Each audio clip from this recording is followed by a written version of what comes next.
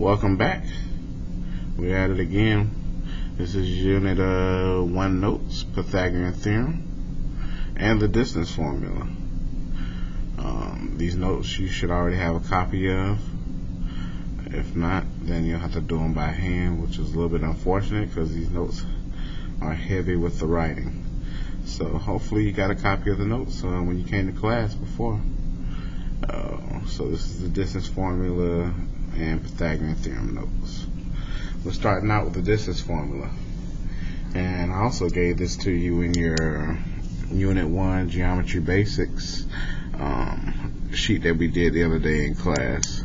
The distance formula is used to find the distance between 2 points, x1, y1, and x2, y2. Distance formula reads as d equals square root, make a long square root symbol there, parentheses x2 minus x1 squared plus parentheses y2 minus y1 squared. So what you're doing here, you're really finding your change in x and then squaring it, and you're finding your change in y and squaring it, and then you're going to add them together. Alright, but that's the distance formula. Down here we're going to actually apply it. These notes get straight to the point today. We're going right into application mode. There's not too much vocab to handle in these. So in the first one, it says given the points A, -4, 1, and B at 3, -1, determine AB. So you want to find the length of AB. The key part on this one is just keep your answer in radical form. This is why we did what we did in class yesterday if you came to class. So you should be comfortable with simplifying radicals if you have to now. So we're going to start out with the distance formula up here, and we're going to understand that we need to label our points x1, y1, x2, y2. First thing I want to do is label these points. x1, y1, x2, y2. Now granted, I know your distance formula is written up there for you at the top, but if it wasn't written on your paper, I expect you to write that down every time you start doing a distance problem. It's good practice to make sure you see the formula first, but since we can see it right up here, we can just keep it there and just relay it from here. So D equals square root, make a long square root sign here, and then I'm going to pull. So x2 first. X2 goes in front, which is parentheses 3, and then I have a minus sign, and then I have x1, which is -4. So I need to put another parenthesis here and show that I got a minus -4 here, and then I'm going to close my parentheses off. Squared plus, and then parentheses here, y2, which is -1, and then my minus sign is already there from my formula, and then minus, and then that's a +1, so I'll just put a 1 at the end here, close this off with a square. Alright, this is the hardest part about doing the distance formula. I know I told y'all the other day we're going to be doing distance and Pythagorean theorem, and like I said, they both do the same thing. I'm going to show you that in this during this set of notes, but this is the part the kids usually mess up on right here, pulling these numbers correctly and getting the signs right. If you don't do that, you're going to throw this whole answer off here. So that you got to be careful, making sure you keep your minus signs here, and if you got negatives, you do minus the negative number, and make sure you bring in minus signs in or your negative signs in when you pull the numbers in. If you start writing this wrong and getting the wrong numbers, that's when kids go wrong using the distance formula. D equals square root. I keep my square root radical until I use it, so I'm gonna keep redrawing that too every time. The first thing I'm gonna do is stuff in parentheses because I still have to follow the order of operations under the radical sign. So parentheses first, 3 minus -4 in parentheses is going to give me positive 7, because you know 3 minus a negative is really a plus. So plus 7 right here. On this side, I'm bringing out this plus sign. On this side, I get negative 1 minus 1. You should all know that that is negative 2. We keep that in parentheses and square that. Okay. And then from there, do my next line. Radical sign again. Don't use it. Don't drop it until you use it. 49 here for 7 squared. 7 squared, everybody should know, is 49. If you forgot how to square any numbers, you just multiply the time itself. So 7 times 7. 7 times 7 is 49. It's plus, and here you got negative 2 times negative 2, which will give you positive 4. The key to this is 2. By the time you get to this point in the distance formula, both of your numbers should be positive. Because one thing you need to understand about distance, your answer will never be negative. Distance answers will never be negative because you're just telling the distance between 2 points. That distance can't be negative. You're just telling how far ahead it is from one point to the other. That won't be a negative number. So at this point in your distance formula, your numbers should turn positive. If they don't, then you did something wrong. After you square, everything should turn positive. No matter if it started out negative like this, at this point your number should be positive. If not, you're doing something wrong. D equals square root sign, because I haven't used it yet. Square root of 53. And then from there, that's why I need to make sure I got, well, first I need to try to do the square root. Let's see if I get a whole number. In my calculator, I'm going to put 53 in. Then I'm going to do square root. You see, it gives me the decimal 7.28. Now that tells me this isn't a perfect square. So on this one, I would need to simplify my radical. And then on this one, you need to think about, well, what two numbers will multiply together to give me 53? And then you're going to spend some time thinking. And then you're like, I don't know two numbers that will multiply together to give me 53. And you think hard enough, you shouldn't, because 53 is one of those prime numbers. There's no two numbers I can multiply together that's going to give me 53, so I can't break that down any further. On this one, you're going to leave it like it is. If you can't break it down, then this is simplest form. The distance on this one equals square root of 53.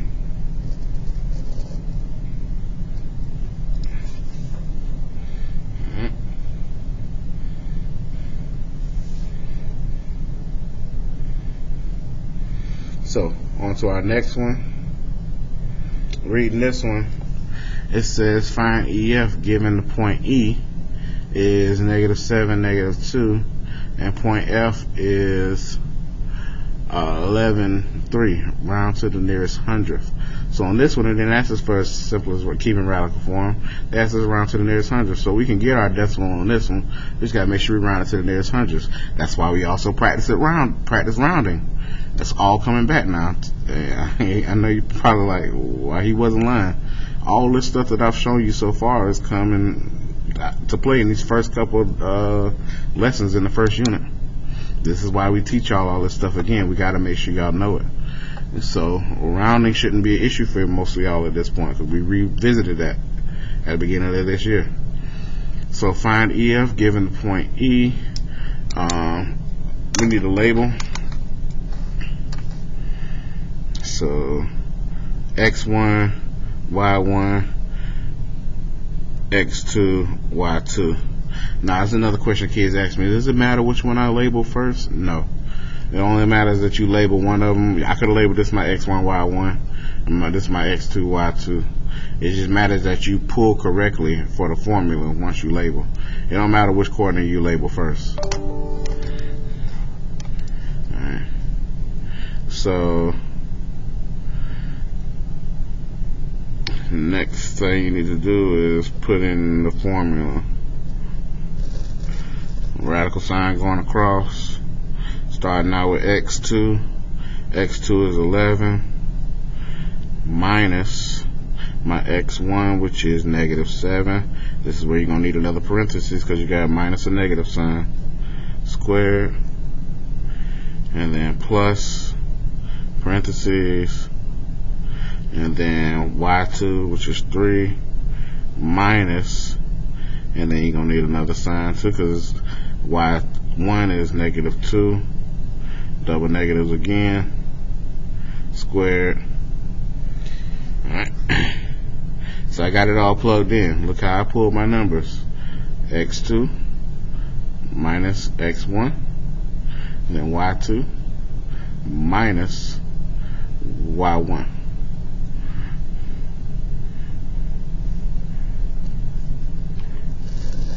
Simplifying now.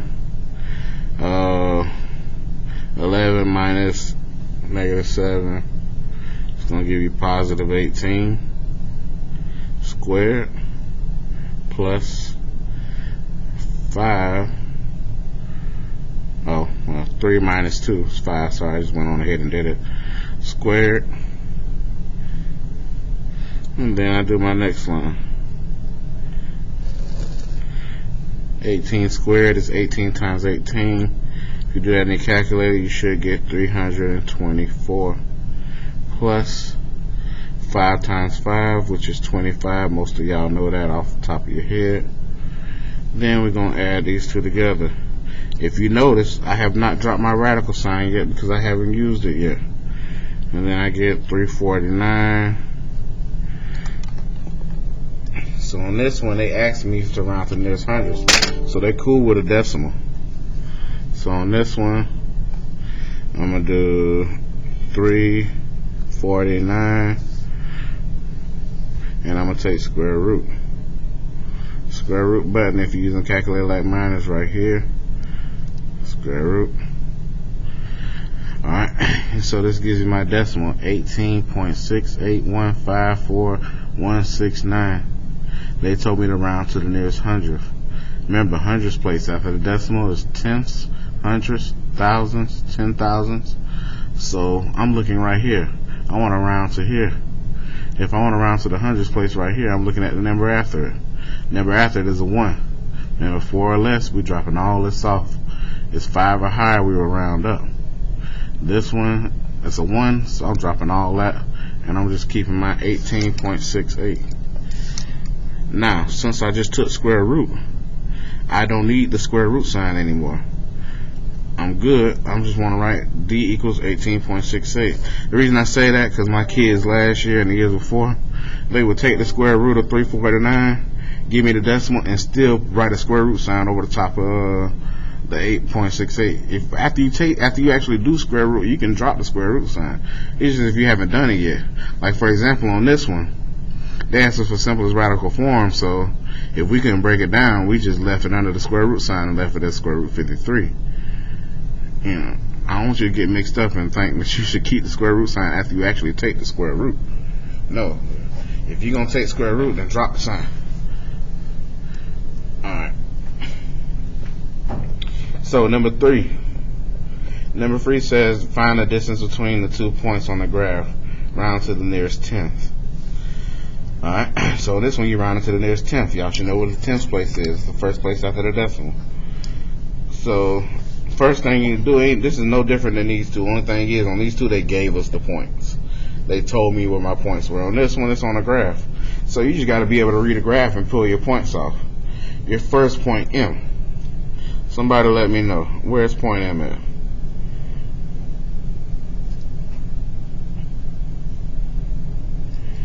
Good. So you say -3, -1. Alright. And then point N. We need to figure out what point N is.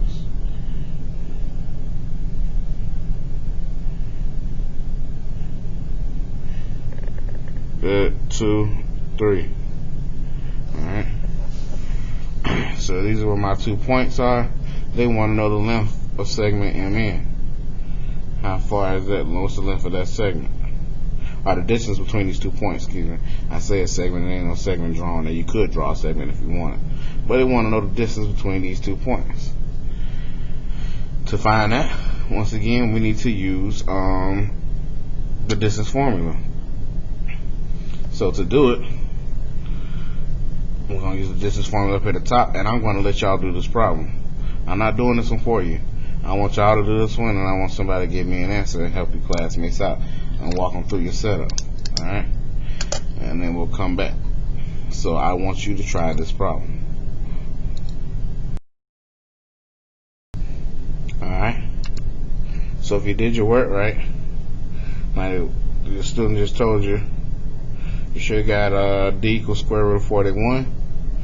And then you should have put that in the calculator, and you would have got this decimal here. Once you square root it, 6.4 whatever, and then round to the nearest tenth, and then 6.4. There's a 0 after it.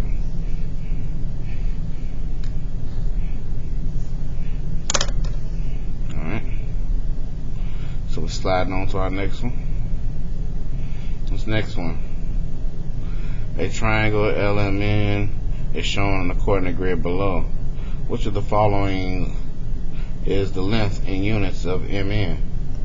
So they want to know the length of segment MN. So I'm sorry, segment MN, so I read that wrong. So they want to know the length of this segment MN right here. They want you to figure that out. And this one they already gave you the coordinates, so they're setting you up real nice. All you gotta do is label and put in the distance formula and then solve.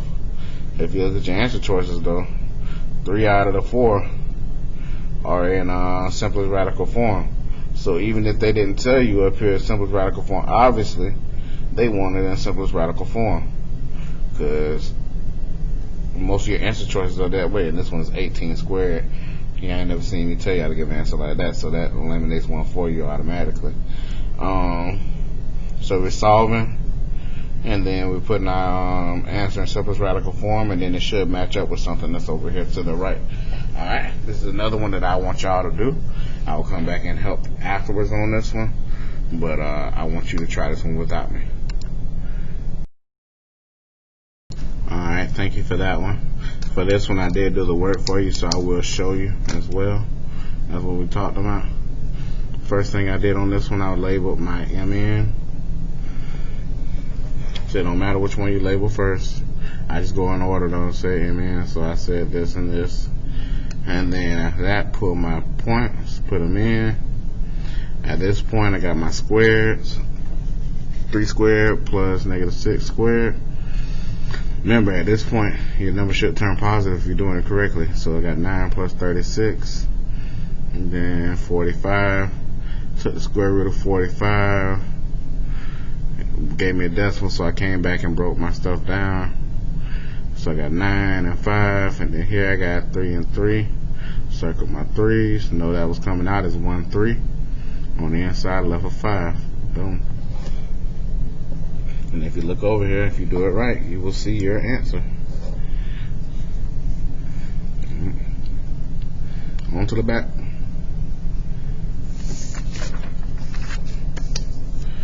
So the front was the distance formula. The back is where I live and breathe, the Pythagorean Theorem. I use this instead of distance because I don't like remembering that formula just as much as y'all don't. I use Pythagorean. So the Pythagorean Theorem says you use it to find missing sides of a right triangle. Sides of a right triangle. In the triangle, sides A and B are called legs. We will call these legs. This is a leg. This is a leg. Side C is always called, new word, the hypotenuse.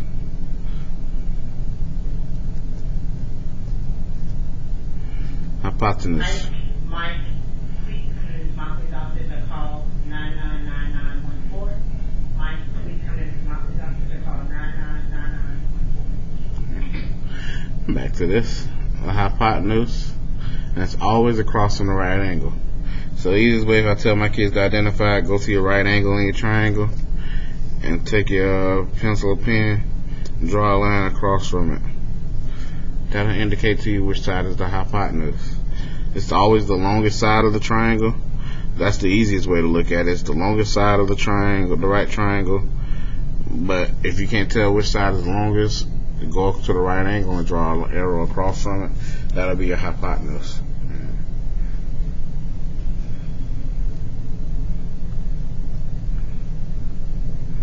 Now for that, for any right triangle, this formula works, and this is called the Pythagorean Theorem.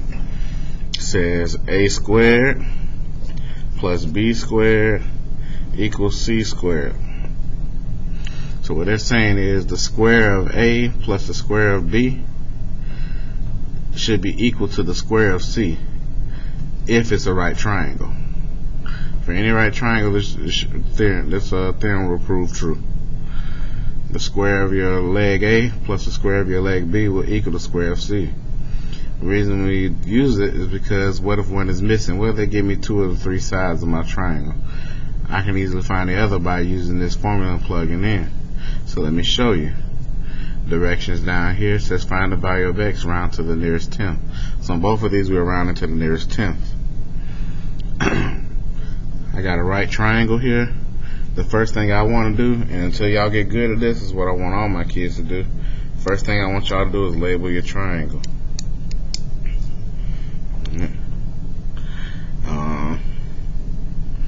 So the first thing I always label is my hypotenuse. Get that out of the way first, because you don't want to mess that one up. It's my right angle here. Across from my right angle is my hypotenuse, which has to be my C. So that's where x is. Then after that, I label my legs A and B. It don't matter with the legs because they're both on the same side of the equation. It doesn't matter which one you call A and which one you call B. If I can tell, I always try to label my shorter leg A. But sometimes you can't tell, so it really don't matter. It really doesn't matter though for these two. You just got to make sure you got the hypotenuse on the right label correctly because it's on the side by itself. So once you label, then you can use the Pythagorean Theorem. If I was you, I'd write the formula up here. A squared plus b squared equals c squared. And then my A is 8, so 8 squared. My B is 13, so I'm going to write 13 squared. My C is x, so I'm going to write x squared. Alright. And then I'm going to solve this. In the calculator, if you do 8 times 8, you're going to get 64. Plus 13 times 13 will be 169 equals x squared. And then after that, you're going to combine these two together. 64 plus 169, you're going to get 233 equals x squared. Now, the next thing you have to do, and it's the last thing, you're solving for x, not x squared, so you're not done. You got to get the squared off of the x. So the thing you kids need to ask yourself is, how do you remove a square from the x? Same way we would remove any number if it was in front of x or under x or whatever. We use inverse operations. What's the inverse of squaring a number? What's the inverse of squaring anything? I'm asking. Anybody got that answer for me?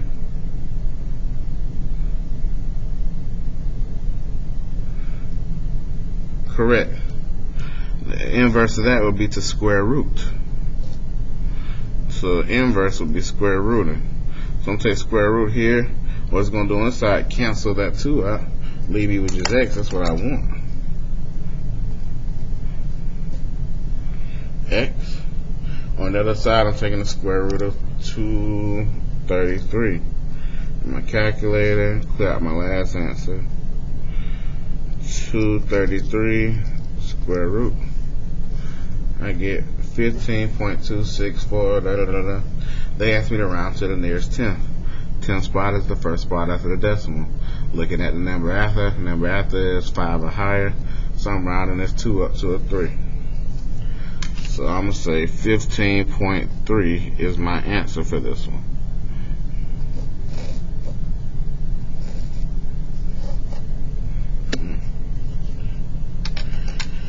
next one, same thing. You're labeling.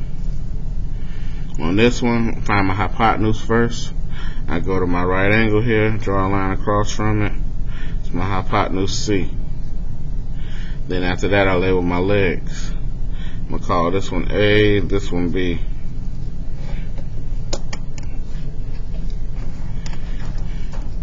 Into the Pythagorean Theorem, A squared plus B squared equals C squared.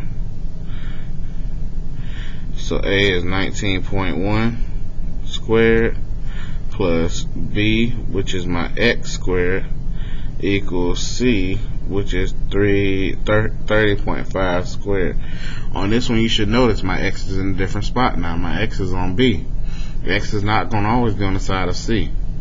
It depends. Now, I will say this, when we get further down and we start doing the stuff on the graph, C will always be the one you're searching for. But if you're just doing a simple Pythagorean like this with a triangle, it's not necessarily saying your variable that you're looking for is always going to be C.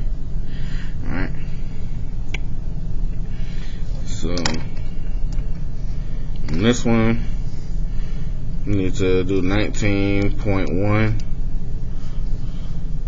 times 19.1 equals 364.81. So 364.81 plus X squared equals, and then on this side, 30.5 times 30.5. That's going to give me 930.25.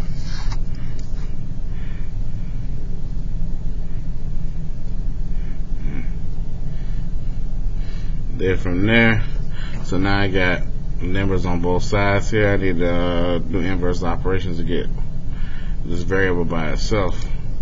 So first thing I'm going to do, subtract 364.81 from this side, and subtract it to the other side with the 930.25. Cancels here. In my calculator doing that math, I'm going to say minus 364.81. That's going to give me 565.44. So bring down X squared, get 565.44. And then the last thing I need to do, get X by itself. Once again, square root. So X equals, because this is going to cancel. And then I already got it in my calculator, so all I need to do is hit the square root button. Square root. And that gives me 23.778, whatever. They asked me to round to the nearest tenth, so 23.7, and then look at the number behind it. It's a 7, so I'm gonna round this up too, make it 23.8.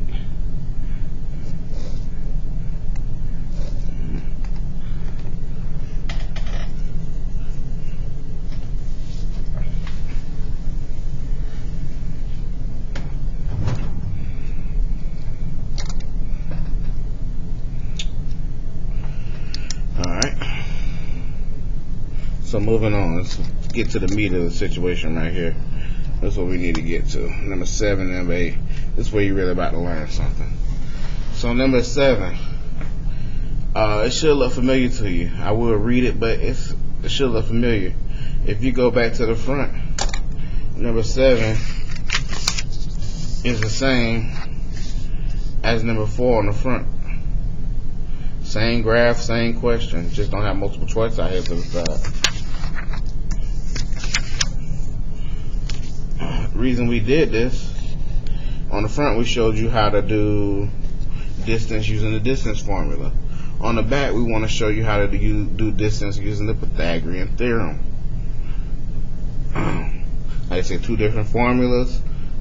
You decide which one is easier based off what you see. Number 7 at the end, we should have the same answer as we have on the front.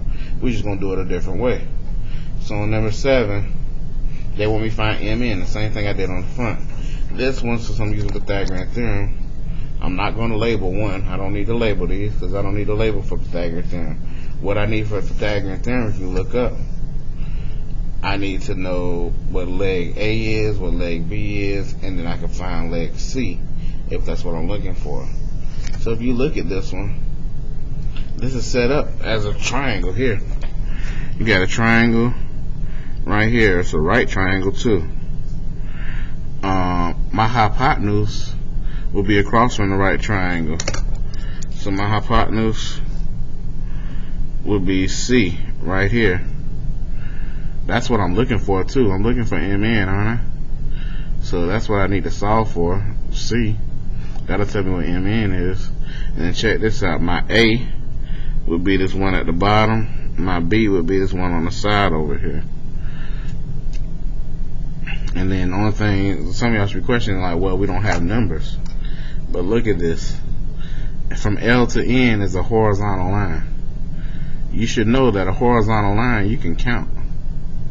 So the question you need to ask yourself, from L to N, how many spaces is that?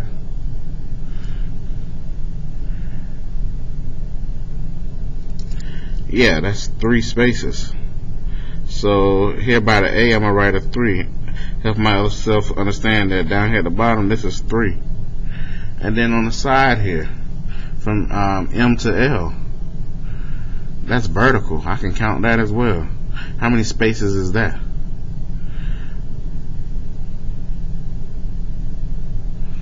So yeah, we got 1, 2, 3, 4, 5, 6 spaces. So for B, I could put a 6 there. The only one I don't know is C, because it's on here diagonally. I can't count a diagonal. But now that I know that the A leg is 3 and my B leg is 6, I can use the Pythagorean Theorem now. I got 2 out of the 3 sides. So over here, I'm going to say A squared plus B squared equals C squared. My A is going to be 3 squared. My B is going to be 6 squared equals C. And then I'm going to do that math. That's 9 plus 6 squared is 36 equals C squared. Add those two together, 45 equals C squared. And then do my last thing, square root. Cancels here. And on this one it didn't tell us, but since I went on the front we did simplest radical form, let's do that on this one too. And obviously it's going to be the same breakdown. Square root of 9 times square root of 5. And then here, the 9, you can do square root of 3 times square root of 3. Doubles. Rewriting this as C equals, and then it was 3 square root 5. That's me doing the Pythagorean Theorem to solve for the length of the segment MN versus what we did on the front, which was using the distance formula. Now you got to decide for yourself, which one do you like better? Do you want to use the distance formula and keep just pulling your coordinates off and label them and writing them in there? Or do you want to use Pythagorean, create a triangle, and then label your sides, and then do the Pythagorean Theorem? That's up to you.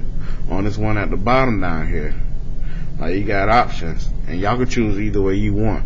But I'm gonna tell you the way I'm gonna do mine. I'm gonna do mine the Pythagorean Theorem route. At the bottom here it says, what is the perimeter of triangle PQR? Round to the nearest hundredths. So we're rounding to the nearest hundredths. But on this one, we're not gonna round until the very end. So we're gonna keep our decimals until the end. So it's not to write all the long decimals out. It says, what is the perimeter? So y'all should know perimeter. We talked about it already. Is the length around the figure. So on this one, They want to know the perimeter of triangle PQR. They want to know the length of all these sides added together. So to do that, you would have to find the distance of each side.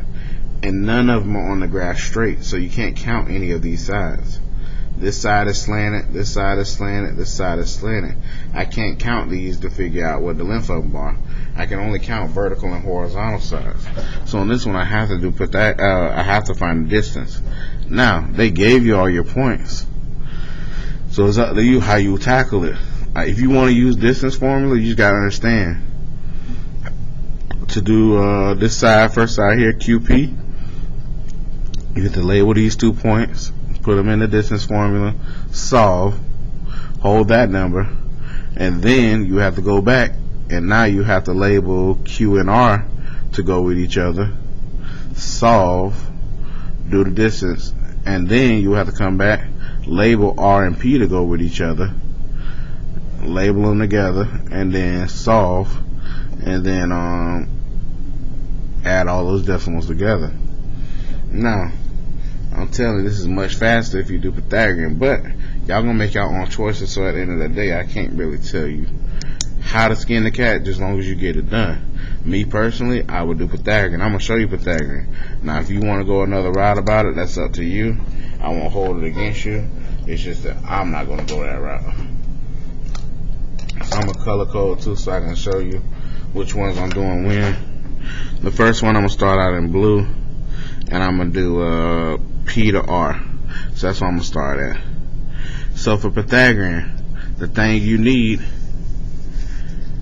is a right triangle. For any right triangle, you can use this.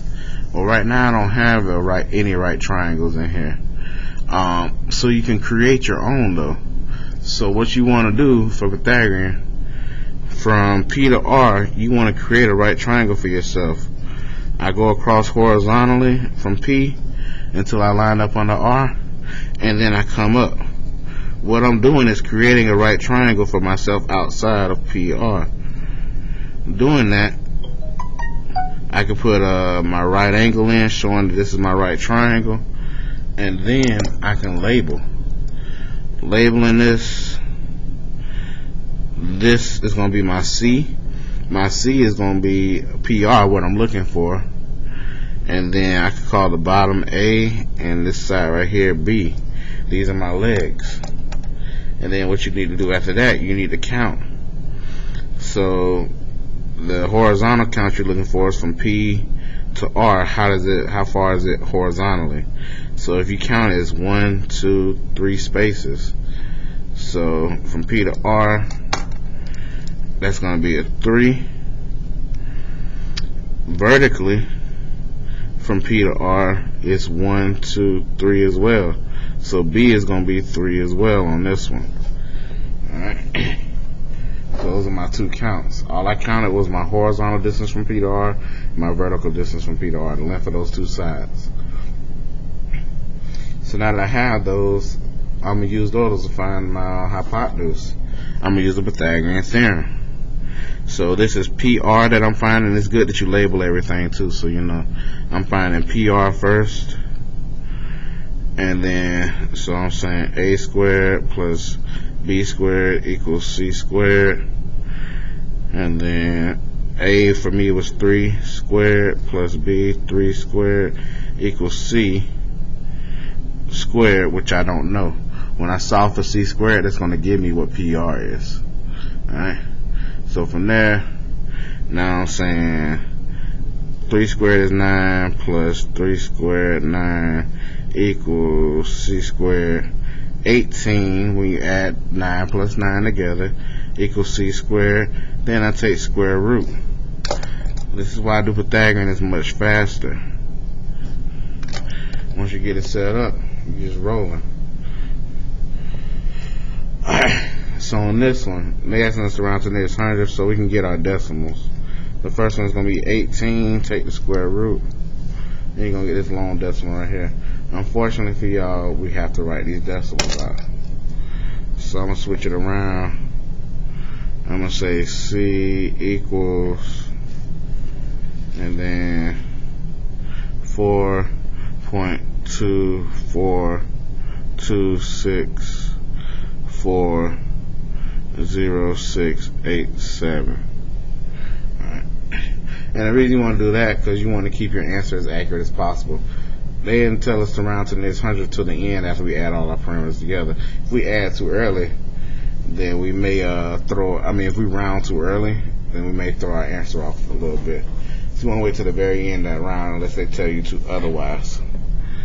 And I know that's probably a headache for some of y'all, but that is the situation. So that's the first one. That's the length of PR, 4.2 or whatever. Then we go back, we'll find our next one, which is RQ. For RQ, I'm going to do red. RQ is this slanted line right here. Like I said, I need to create a right triangle outside of that one, so I'm going to do this.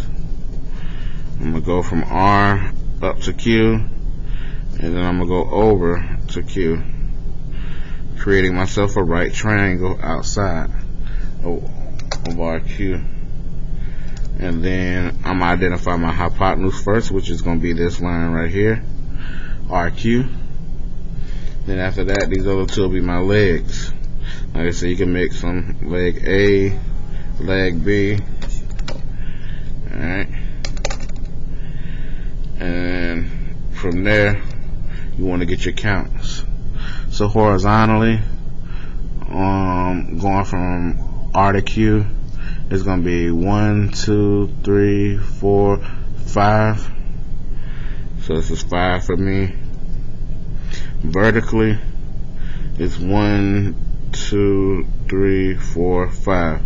Now it's just a coincidence right now that these are both the same number. I know you got the same thing on the last one, 3 and 3, and 5. 5 won't always be that way. I can tell you when we do our next one, the numbers won't be the same. It's just coincidence right now that these two are like that. It won't always happen that way though. I know y'all start to see patterns and think stuff is always going to be a certain way. That's not true. So on this one, we're doing RQ now.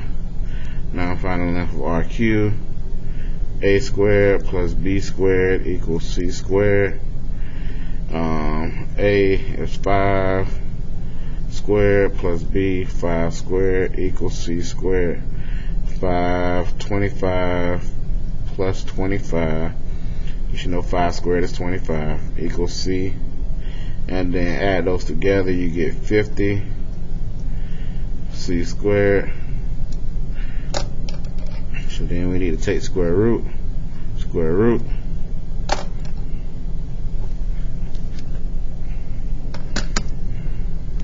On this one, 50, take the square root, 50, take square root of that. You're going to get this decimal right here. You're going to write this one out too.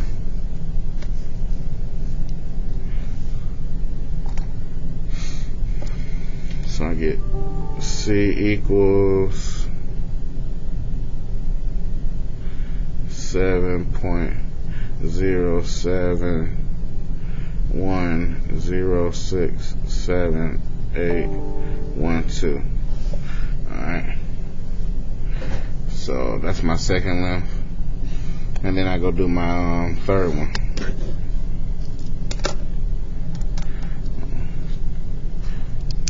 Third one is going to be QP. So I'm going from Q to P, making my triangle on the outside.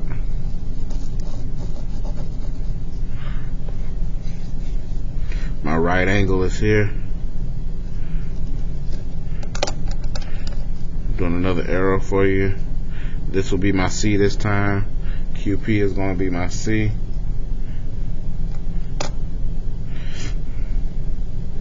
Alright.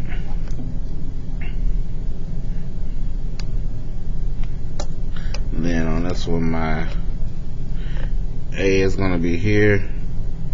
My B is going to be here. And then I do my counts. My count for A horizontally is going to be 2. So 2 spaces. My vertical count is going to be 1, 2, 3, 4, 5, 6, 7, 8, and 8. Those are my 2 numbers for this one, 2 and 8. So now I'm doing QP. I'm going to do that work over here to the side. Target interruption. Mr. Mike, please go out to the pool deck. Mr. Mike, Please go out to the pool deck. A squared plus B squared equals C squared.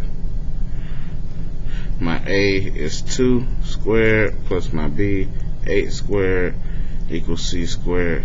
2 squared is going to give me 4. 8 squared is going to give me, if you know 8 times 8, you should know that's 64 equals C squared. And then after that, add those together. 68 equals C squared. Take square root. Take square root. The calculator. 68. Take square root. I'm gonna get 8.24. Yada yada yada. Let me write all that down. C equals, but this one keeping the calculator.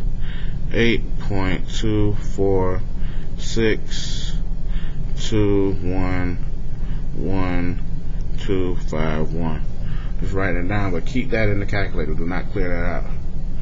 So from there, I found the length of all 3 sides. They're all decimals, but to get my answer, I need to add all 3 sides together. So for the perimeter for me is going to equal PR plus RQ plus QP. All those added together is going to give me my perimeter. So I'm adding this one plus this one plus this one. That's going to give me my perimeter. So my calculator, I already got the last one I just did. So to that one, I'm going to add the PR.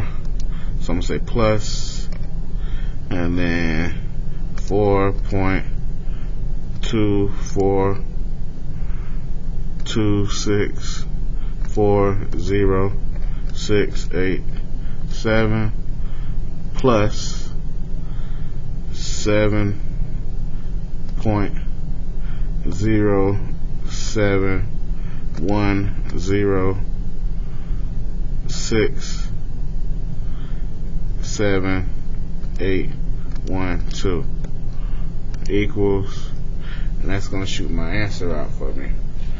So in this one, they told me round to the nearest hundredths. So when I look at this, I get my answer. I get 19.55. The 100 spot is that second 5, but then I got a 9 after it. So I need to round that up. So my answer for me for my perimeter is going to be 19.56. That's going to be my length of my perimeter when I add all my lengths together and round. But you don't want to round to the very end. Okay? So that obviously that's the last example. So obviously that's as hard as this little section will get. We will ask you to do that at some point, though. We'll ask you to find a perimeter around a figure, and we'll expect you to be able to calculate. Like I said, I did Pythagorean because I just think that's the easier way to go about it. You could have did distance 3 times if you wanted to. If you feel like you understand how to use the distance formula, you just got to use the coordinates with the distance formula. That's a decision you have to make for yourself. Me personally, I always like doing Pythagorean because no matter, even if it's not on a graph like the ones on the front, they would just gave you coordinates. You could always graph those coordinates and then draw a triangle to figure out your A and your B. You can always do that if you have graph paper. So I always use Pythagorean. That's just the way I roll. And y'all gonna see as the year progresses that I'm always gonna use Pythagorean from here on out. Like I said, but you do have the distance option if you want to take it. I won't be mad as long as you don't get them wrong. If you start getting them wrong, I'm gonna switch you over to Pythagorean. So that's a decision you have to make for yourself. But I suggest you roll with the distance. But I can't make you do anything. I just hope that you, like I said, figure out the way that works best for you and roll with that. Alright, that's the end of our notes.